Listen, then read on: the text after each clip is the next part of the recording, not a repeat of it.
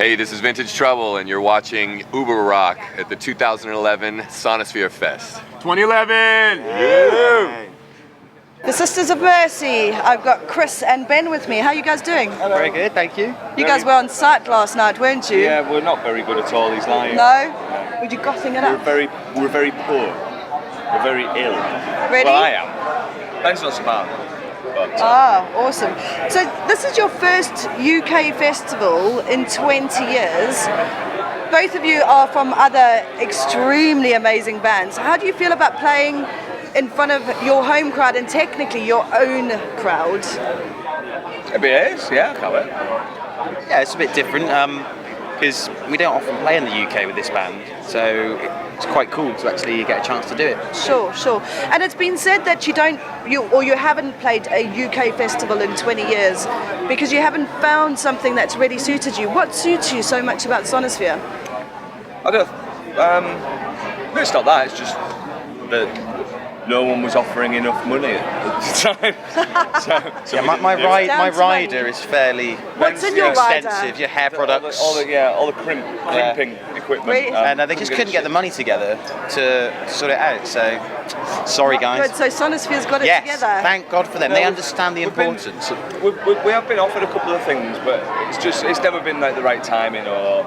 Okay, stuff, so. It's not fitted in with what you're doing, basically. But also this festival's brilliant because it's for actual music fans. It's about music rather than setting fire to portaloos, you know. No download style. Guns N' Roses go mad. So it's well known that the sisters haven't recorded any new material, and it's not too clear if you ever will. You do, however, play a number of various songs during your sets. How much that is radically new can a mass audience safely absorb? How much that is radically new can a mass audience safely absorb? That sounds like a riddle. It sounds like a question I had on one of my exams. Sounds like what exam was this? And I'm there like pondering it for ages, like wondering which words to underline and which are the key words. Well, people come, people see new stuff all the time at festivals, and people see old stuff all the time at festivals. It's up to the bands to kind of go, well, we'll do this much old stuff, this much new stuff. Because the thing is, one thing that I've learned through being in this band is that you can't please all of the people all of the time. Because some people want all the old stuff, some people want all the new stuff, some people want us to do it metal style, some people want us to be wearing fucking top hats. Okay. And so you just have to do what you do, I think.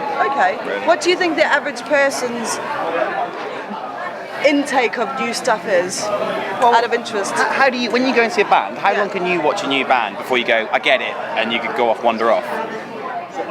I'm not sure. I've got the attention span of a gnat. Well, that says a lot for me doing this job, right? So if you've got the attention span of a gnat, everyone else has. Then it's probably less for the general music-consuming public. I like that. We'll keep you. I often think that a band is a sum of its parts. What influences does each of you have that the rest of the band doesn't share, and what's the common ground? Bon Jovi. Ben Jovi. Some selective Bon Jovi. Just make that very clear. Bon Jovi. Yeah, I like a lot of sort of 80s classic rock stuff and big production and that sort of thing, and Chris isn't so much into that. Chris has got like a really wide range of music taste, which he'll tell you about in a minute. Much wider than mine, I think. So I think that's wider, just better. We're all into different stuff, and I think that comes through, you know. But he's the kind of guy where you'll find like a vinyl of a band called Sailor. Sailor? Yeah, I knew him. Like in his kitchen, it's been there for ages. Whereas mine, you'd probably just find like an AC/DC cassette. Okay. And the common ground. How do you find common ground with the? Is there anything we both like? I think I know one band we both like is a band that released one album in the 90s called Honeycrack, and that seems to be one that we really agree on. Yeah. No, we like loads of the same stuff, like rock music with good tunes. I just like stuff that's a bit more So for me, it's a bit more. There's a bit of a smile to it, or there's a Okay. bit of a nod and a wink to it, and Yeah. everything. Chaz and Dave. Chaz and Dave, essentially. And how does I love Andrew's Chaz and Dave. influences fit in with yours? What's he into? He's into really good stuff. Like just from like just like really good punk rock and roll, and then you know, great Motown stuff. Okay. Yeah. Awesome. Being all goth, What? that's my goth thing. Okay. Who is? You guys, give I us am. the Oh, am I? list. In the Sisters of Mercy. Look at it. Look Yeah, at you're this. all in black. Are you depressed? Yes, I am fucking crying myself to Okay, sleep. then on so it. then this at those one's mournful shoes. Yeah, Yeah, this one's for you then. What do you regard as the lowest depth of misery? The lowest depth. That's the worst question I've ever been asked. Yeah. Probably double PE on a Monday morning in year 8. I think that's probably like my PE. lowest. Do you remember that? Yeah, I do. I liked PE. In the snow. Yeah. In your little shorts? Did you have shorts? Did you have a strap down the side or something? What, like from spare kit when you forget your own? The dirty pants. So what is the lowest depth of misery? That's it for me. For me, it's. I always think like whenever I get a bit pissed off, or I think at least it's not year 8 Monday morning double PE in the snow with like Sean Peters trying to beat me up. Sean Peters. Sorry, is Sean that Phillips. A real, Sean is Phillips, that a real not Sean person? Peters. Yeah. Basically using it as an excuse to have to beat us up.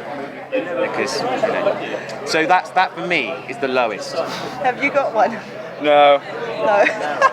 I'm quite glad you don't. And finally, just to touch on something a bit more rock and roll, do you think that Axl Rose killed the Rockstar Image? In what way? Like what, by being I'm not excessive? answering this. Okay. Do you think that's no? Why? Rockstar's still. I think people like it. People like rock stars. People like Characters. Drama. Yeah. You know, when I go to a gig, I want to see David Bowie. You know, I want to see someone that looks like they've fallen from the fucking skies. you know? Yeah. Sure. And You want to hear some ludicrous story about requirements and lateness and like. to a certain extent, and then Yeah. there's just people just being wankers. You know? Hair products on the rider. Exactly. Tresemme. Oh, TG. Guys, thank you very much. My Josie looks good on Uber Rock.